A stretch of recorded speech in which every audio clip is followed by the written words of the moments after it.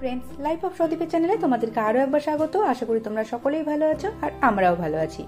এখন বাজে হচ্ছে বিকেল 6টা। তবে কি দেখে মনে হচ্ছে যে বিকেল 6টা বাজে? মনে হচ্ছে দুপুরবেলা। ইউরোপে এখন এরকমই অবস্থা, বোঝাই যায় না টাইমটা কটা বাজে, কারণ সানসেট হতে হতে সেই 8:30 বেজে যায়।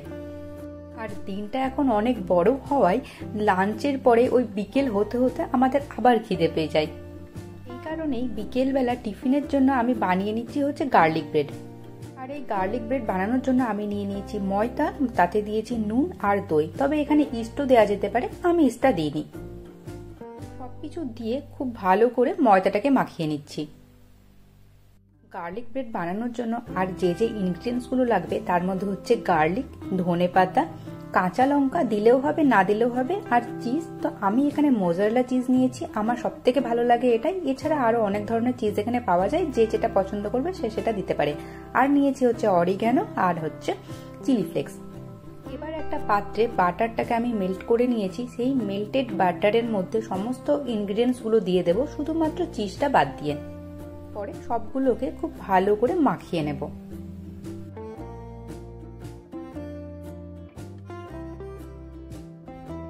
ইউরোপে শীতকালে সূর্যের দেখা পাওয়া যায় না বললেই চলে, তবে এই গরমকালে যখন দিনটাও একটু একটু করে বড় হয় আর সূর্যকেও মাঝে মধ্যে দেখতে পাওয়া যায়, এটা আমাদের জন্য খুব ভালো। এবার আমি কিছুটা পরিমাণ আটা নিয়ে লেচি কেটে নিয়ে সেটাকে দিয়ে একটা বড় রুটির মতো তৈরি করে নেব।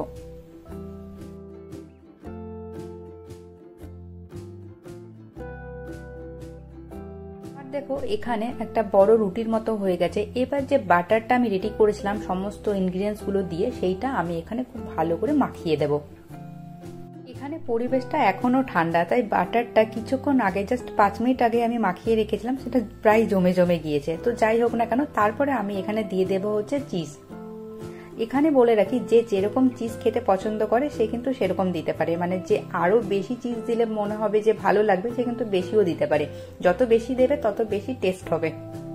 এখানে আমি চিজ দিয়ে এটাকে ভাঁজ করে দিলাম, ভাঁজ করে দিয়ে মুখটা বন্ধ করে দিলাম। বলতে পারো এটা মোমো বা পিঠের শেপে বানানো, মানে মোমো বলতে পারবো না, তবে পিঠের শেপে, পিঠে পুলি যেরকম হয়, দুধ পুলি সেরকম শেপে বানানো হয়েছে।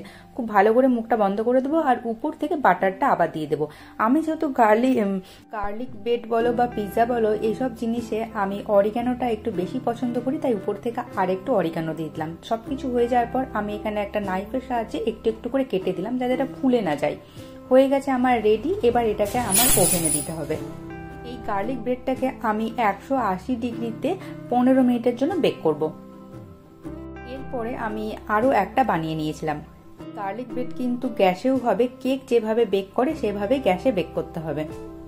একটা গার্লিক ব্রেড হয়ে যাওয়ার 5 মিনিট অপেক্ষা করতেই আর একটা গার্লিক ব্রেডও হয়ে গেছিল। ব্যাস, দুজন দুটো নিয়ে বসে পড়েছি। দেখতেই পাচ্ছ কি সুন্দর হয়েছে, আর ভীষণ গরম। শুভ এখানে খাওয়ার চেষ্টা করছিল, কিন্তু ও কিছুতেই পারছিল না, কারণ এতটা গরম।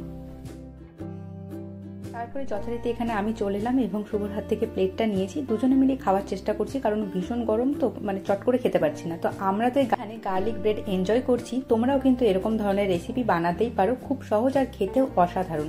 তো আমার ভিডিওটি কেমন লাগলো অবশ্যই জানিও। ভালো লাগলে সাবস্ক্রাইব করে দিয়ে পাশে থেকো। দেখা হচ্ছে নতুন আরো একটি ভিডিওতে। ততক্ষণের জন্য সকলে ভালো থেকো। আর হ্যাঁ, শুভ নববর্ষ প্রত্যেককে। প্রত্যেকের নতুন বছর যেন খুব খুব খুব ভালো যায়।